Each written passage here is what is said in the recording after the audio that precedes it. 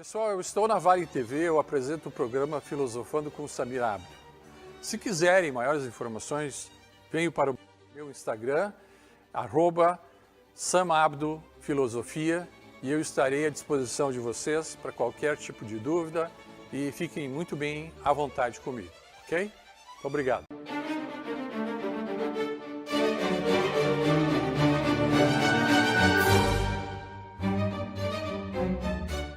Olá, seja bem-vindo a mais um programa Filosofando com Samir.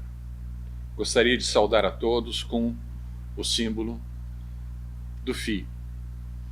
E espero que todos estejam bem, agradecendo a audiência de todos e também agradecendo aos nossos patrocinadores que fazem possível este programa cultural em prol do engrandecimento filosófico.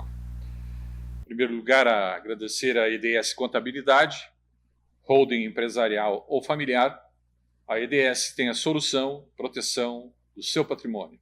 Atendemos em todo o estado com profissionalismo. Temos contabilidade, assessoria e aconselhamento fiscal. Também agradecer a Rescar Veículos, com quase 2 décadas no mercado, oferecendo segurança e as melhores condições com financiamento direto com a loja em Estância Velha, servindo a toda a região. Venha nos visitar. Pois muito bem, nós vamos falar sobre a segunda parte, a última parte de Melício de Samos, né? Então, dessa vez, nós vamos falar sobre a parte pouco conhecida dele. Então, Melício de Samos, o poeta. Então, começamos assim. Sabemos que ele nasceu na cidade de Samos, uma ilha da costa oriental do Mar Egeu, né? Não se tem muita ideia sobre o seu nascimento. Nós falamos em 470 AC, né? Mas não se tem uma ideia precisa. Então, essa data fica sendo a data oficial ou oficiosa até agora. Mas o mais importante são as ideias que ele plantou sobre os paradoxos e a superficialidade e a substância que aparece sobre o ser, né? E aí começam a surgir as primeiras dificuldades na sua vida. Ou seja, ele, além de ter sido um militar, ele foi um filósofo que criou, vamos dizer assim, a ideia abstrata sobre o ser finito e o infinito. E o fato histórico foi o fato dele ter sido comandante de uma frota da Marinha, né? Justamente por ele ter sido um guerreiro, ele filosoficamente ele se transformou, né? Ele puxou para, depois de todas as suas vitórias, ele começou a refletir sobre a vida e ele começou, como nós dizemos nos dias de hoje, ele começou a viajar dentro dos seus pensamentos, né? Então, vitórias como sobre Péricles, ali por volta de 440, né? Ele já teria, então, em torno de 30 anos. É uma boa data para já ser um comandante de uma frota, né?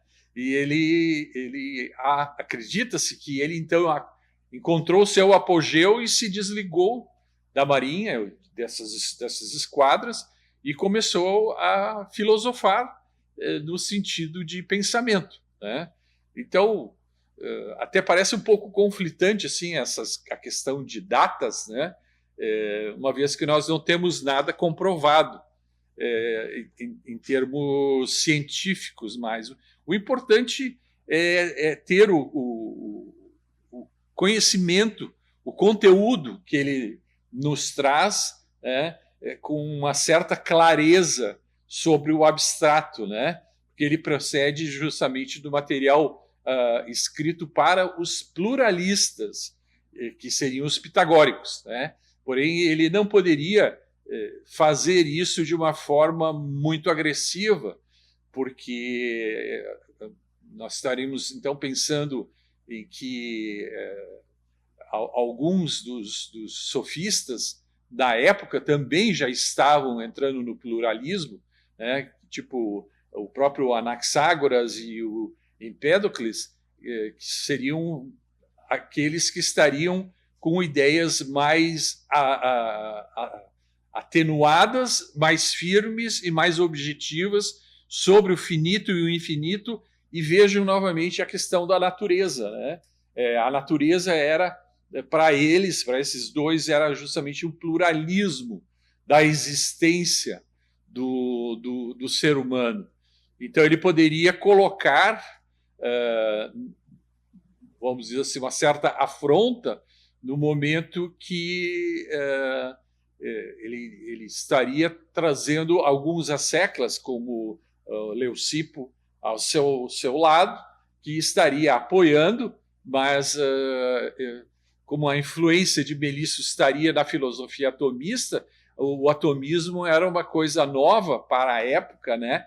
E justamente isso seria a pretensão dele ter seus pensamentos, e essa data razoavelmente segura que nós mencionamos é justamente por uma questão biográfica, né? E diria também cosmológica, porque faz bastante sentido, a partir dessa data, o mundo começar a pensar de uma maneira mais abstrata no período pré-socrático, né? Porque o eleatismo ele foi uma maneira mais simples e sistemática, né? Criadas a partir de Parmênides e de Zenão, né? Mas ainda não tão fácil de entender no pensamento abstrato, né? Porque esses dois não eram atomistas, né? Eles tinham uma outra ideia eleatista. Então, ser eleatista e atomista era a mesma coisa que torcer para dois times ao mesmo tempo e dizer que os dois times são vencedores. Então, essa era a questão de uma certa desvantagem, né, que Melisso tinha, uma vez que ele estaria pressupondo ideias tanto de Parmênides em alguns seus argumentos, assim como de outras fontes que não eventualmente aparecem tão nitidamente assim, mas que seria o segundo time. Então, Parmênides, um dos times que ele torcia, ele achava que Parmênides tinha um pensamento eleatista muito, muito bom, mas as matizes que ele tinha que preencher nessas lacunas não vinham de um pensamento abstrato com um nome ou com uma ideia, né? Então nós estaríamos assim vendo como uma ideia criativa dele, sem ter um pai das ideias sendo mencionado. Então é bem possível que o pensamento seja próprio dele, e os argumentos que ele põe nessas matizes foram argumentos que de onde faltaram fundamentos, ou um fundamentalismo prático com um nome de quem as criou. Então, só que a parte da boa notícia, né, a parte boa dos seus pensamentos, foi que muitos dos fragmentos que ele criou também existiam de forma considerável quando ele os resumia para raciocínio. Claro que, conforme eu falei no último programa, as frases de raciocínio são muito profundas. Então não é em questão de segundos que se vai compreender o que Melisso de Samos queria dizer. Isso talvez uma frase levasse meia vida, duas frases, uma vida inteira, para dizer se ele estava certo ou estava errado. Então, as teses e os métodos com que ele conseguia trazer de forma particular, de uma forma precisa, né, nós podemos identificar a partir da sua filosofia, né?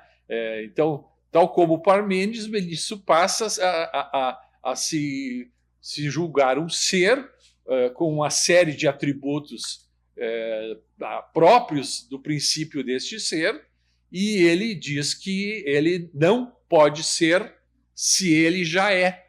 Então, dito isso, ele já começa a pedir que pensemos na constante mudança do eleatismo.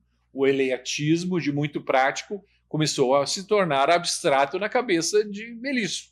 Então, ele começa a dizer que as ideias de Parmênides, além de serem muito boas, necessitam de um complemento de que nós possuímos esse conhecimento dentro de nós para que possamos, de alguma forma, tirando um pouquinho de outro autor ou de outro filósofo pouco conhecido, ele trazer novas afirmações, e fazer com que as coisas se tornem as teses que ele aparentemente apresenta, sem os fragmentos físicos de Parmênides, mas tendo uma sustentabilidade que ele defendesse ou defende com algo parecido com o que Parmênides pensava, mas indo bastante além.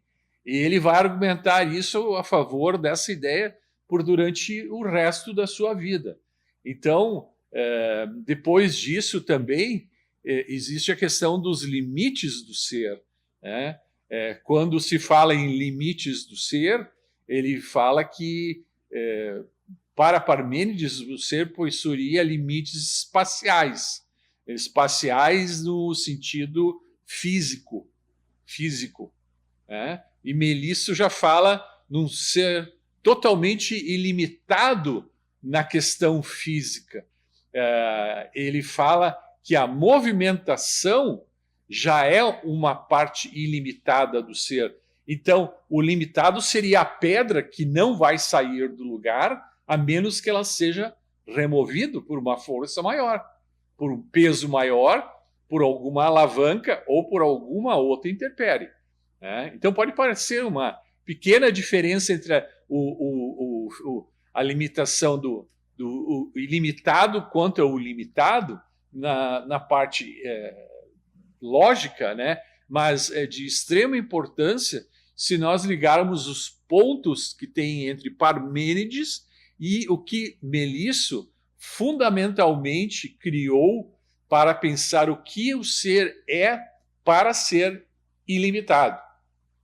Mas, diríamos assim, vamos entrar em alguns aspectos do ser. Então, ele tem alguns argumentos. Então, no argumento 1, ele pretende concluir que o ser sempre foi e sempre será. Será o quê? Ele vai partir do princípio de que Parmênides disse que o ser não pode vir a ser. Eu não posso me transformar em outra coisa. Então, mediante isso, ele disse, se você veio a ser o que é, então começou em algum momento, e de modo que teve começo, também terá um fim. É claro isso, Da mesma forma que se algo não veio ou não existe a ser, então não começou em nenhum momento, de modo que não tem começo. Aí, por si só, ele tem sido sempre um nada. É a questão do zero e do um, sistema binário. Se algo veio a ser, então ele terminou em algum momento essa forma, porque ele é finito. Porque se ele veio a ser, ele foi formado. Então ele não é ilimitado. Então ele, dessa forma, ele pode eventualmente pensar que uma pedra não tem fim, porque ela derivou de componentes, mas nós nascemos para sermos finitos. Mas a pedra sempre será a pedra e nós seremos o ser, assim como nós temos que conceber o fato de que nós não podemos ter erro lógico de que nós vamos viver mais tempo do que a pedra. Porque a pedra é imortal, a menos que eu a transforme em pó. Mas eu só a transformei em pó. Então, a parábola do homem, né, que quando finito, que o pó volte ao pó, é como nós somos formados. Nós fomos formados pelo pó e do pó ao pó voltaremos. O pó pode ser a própria terra, que era a única forma que existia. Então, se nós formos pensar no paradoxo, e aí já entra Descartes e também os paradoxos cartesianos, então, se A, então é B, se A, então é B, então não há, não existe A e não existe B, a menos que os dois existam. E entre os dois, A e B, nós temos novamente o entremeio, que nós podemos chamar de C. Nós já fizemos esse comparativo antigamente, em outro programa. Então, se por exemplo, se chove, o chão fica molhado. A chuva é o A, o chão é o B, mas entre o chão e a água, a chuva, existe o C. Então, portanto, não vai ter chão molhado se não chover. E, consequentemente, não existe o C, só existe o B. Se só existe o B, o A deixa de existir, assim como o C. Então, o argumento dele é que existe uma corrente, uma cadeia que liga uma coisa à outra, que na existência deles, ou no existencialismo, de outras maneiras, se imaginava que o chão estaria molhado por estar molhado. Mas nós não pensamos que seria consequência da água da chuva. Então, nós temos que entender que se a chuva causa o fenômeno do chão molhado, significa que a única causa para ter tal fenômeno é que houve a chuva e um chão molhado. Mas o chão já estava ali, já existia um chão, só não existia a chuva. Consequentemente, o chão molhado seria o C. Então, nós temos a chuva, o chão e o chão molhado, que seria a consequência do A mais o B para se tornar o C, que é o entremeio. Enfim, é uma questão, talvez até de erro, se nós pensarmos na estrutura de como nós pensamos. Se eu não objetivar algo e não tiver um meio para fazer esse algo, nós vamos perder a estrutura do raciocínio dos dois pontos. Ou seja, a dificuldade da proposição não é ter um começo, é ter um meio para o fim. Se não houver chuva, não adianta ter um chão e não vamos ter um chão molhado. Então, chuva, chão molhado é pensar, objetivar, ter a consequência. A consequência pula de trás para o meio, porque eu preciso ter o meio de pensamento da consequência para concluir que o ser tem sido aquele ser como sempre foi. Então, o problema que há entre uma conclusão ou um pensamento é não ter um começo para não chegar-se a um fim, porque esse fim não vai existir. Então, se essas palavras estão fazendo algum sentido para vocês, nós temos que entrar na parte lógica de que para ter algo no final, nós temos que ter algo no início. E no meio entre o início e o final, nós temos que ter um planejamento, algo que foi, que será e será executado para se obter a consequência, que é o B. Esse C no meio, para podermos entender, é a força motriz que vai trazer a consequência final. E isso, por parte de Melisso, foi uma revolução porque era uma premissa subentendida.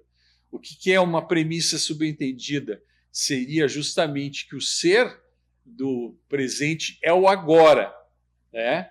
E o objetivo é o amanhã.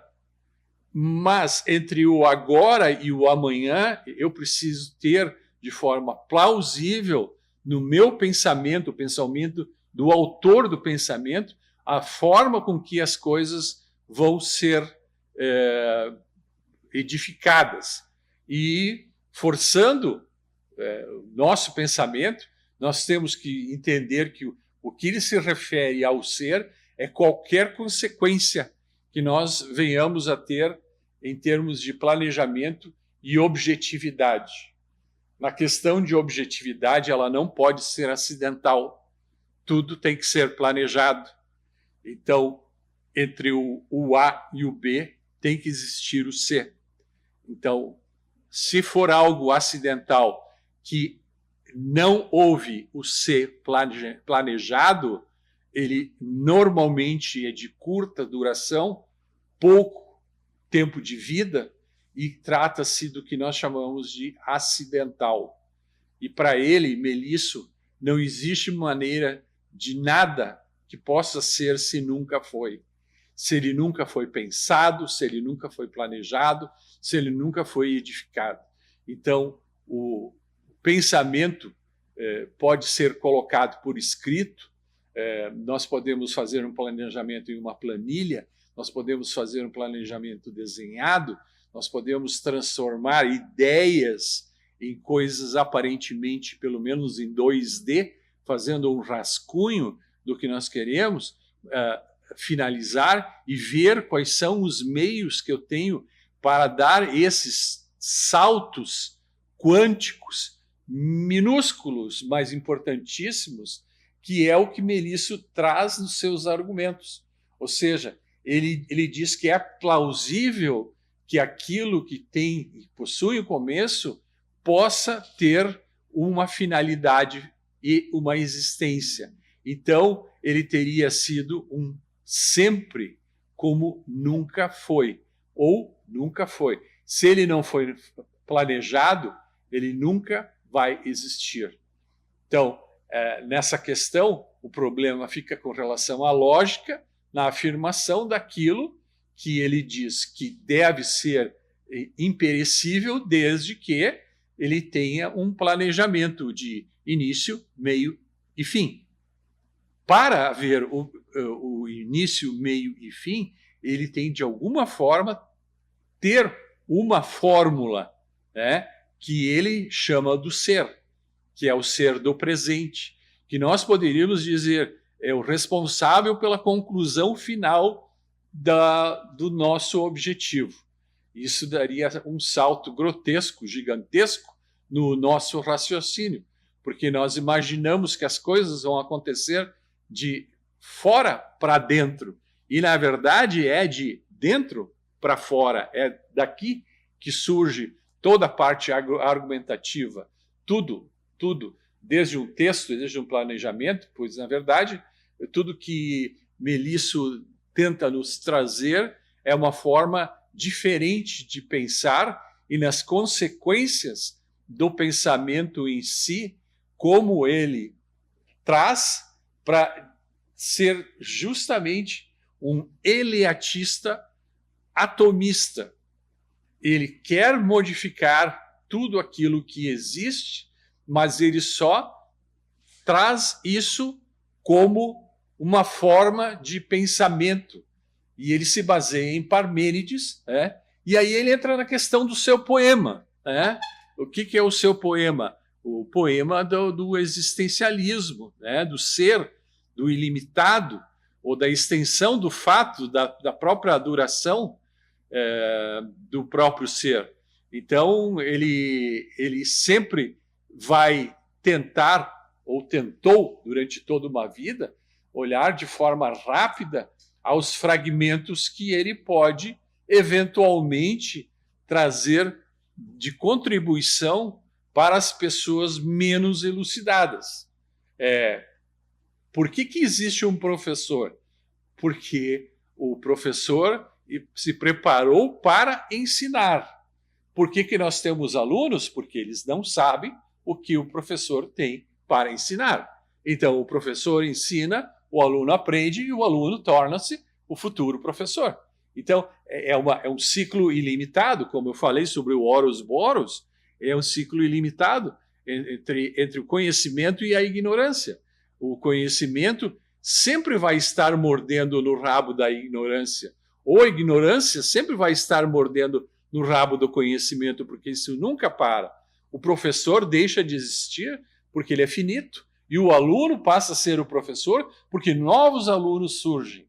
Então, o conhecimento não nasce com a pessoa. Então, a duração ilimitada do transcurso do conhecimento, ele se torna maior ainda por novos conhecimentos de novos raciocínios, grosseiramente falando, que seriam inválidos se não tivessem alguém para instruir. E Melisso se colocou como um instrutor, como ele colocou Parmênides como seu instrutor. Ou seja, ele disse que além dele, outros seres surgiriam. Então, o ser do conhecimento é ilimitado. O ser que transmite é limitado. Ele é finito. Então, nós podemos aí pela primeira vez traçar um paralelo entre o espaço e o tempo que ele tem. E esse espaço e tempo vem justamente do problema da matiz, que não confundam matiz com matriz. A matiz é justamente a condensação razoável desses conhecimentos pelo autor para que ele formule a coloração da sua esfera, como eles diziam. Então, o tal paralelo, como é dito, como é apresentado, ele faz parte de um conceito de espaço e tempo. O espaço é o que eu ocupo agora, mas o tempo que eu permaneço, ele vai ser infinito, porque o meu conhecimento não vai parar aqui. Assim como vocês estão assistindo a este programa, outras pessoas no futuro irão assistir o mesmo programa e pensar e concluir de forma diferente do que eu estou transmitindo, da forma que você está entendendo e da forma que essa outra pessoa vai entender. Então, a nossa correspondência entre o A e o B e o C vai ser ilimitada, porque ela é cíclica. Então, ela argumenta justamente a consequência do ser ilimitado na extensão da duração do tempo e do espaço.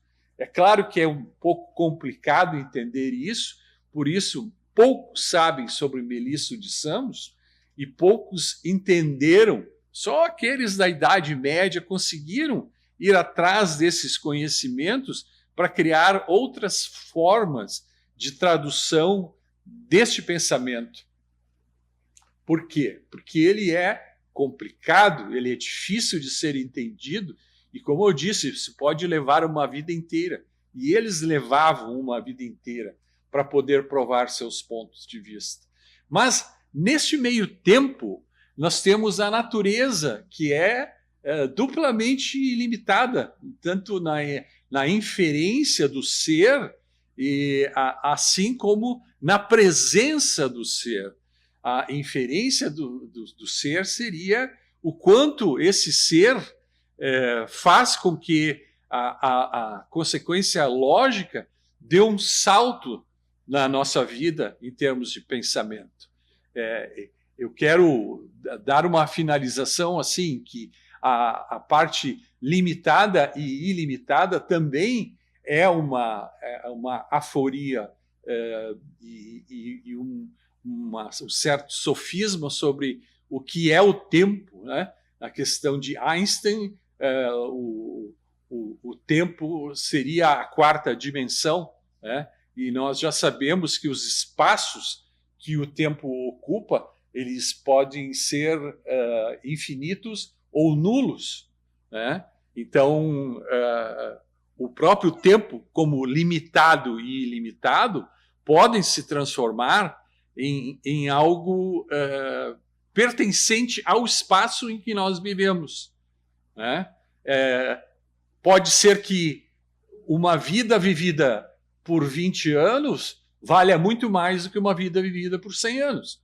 Porque produtivamente, aquela pessoa que produziu mais em 20 anos do que a que produziu mais em 100 anos, ela vale a mais para o espaço e o tempo, ao invés de um ser absolutamente vegetativo, um ser que não produziu e que não trouxe para o espaço real de todos os tempos algo absolutamente possível e tangível de ser um ser absolutamente ou duplamente ilimitado, como eu disse, no seu tempo e no seu espaço, e que se torne essa esfera do uno, né? Então, esse uno, ele é matizado, vamos chamar matização de coloração, ele tem uma cor de conhecimento que culturalmente é reconhecido por outros seres que têm essa facilidade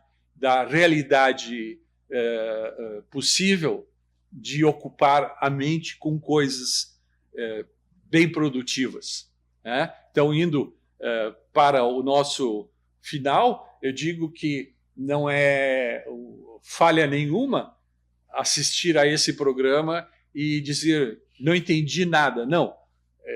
Se já conseguir parar para pensar que não entendeu nada, é porque a sua mente está dizendo que existe um conteúdo e ele tem que ser melhor estudado ou revisto, e possivelmente seus planos de vida, seus objetivos de vida, e você como um ser no tempo e no espaço. Certo? Aguardo a todos para nosso próximo programa. Vamos falar sobre um outro filósofo, e eu saúdo a todos e espero que estejam e passem todos bem até o nosso programa, novamente saudando a todos com o símbolo do Phi. Muito obrigado pela sua audiência.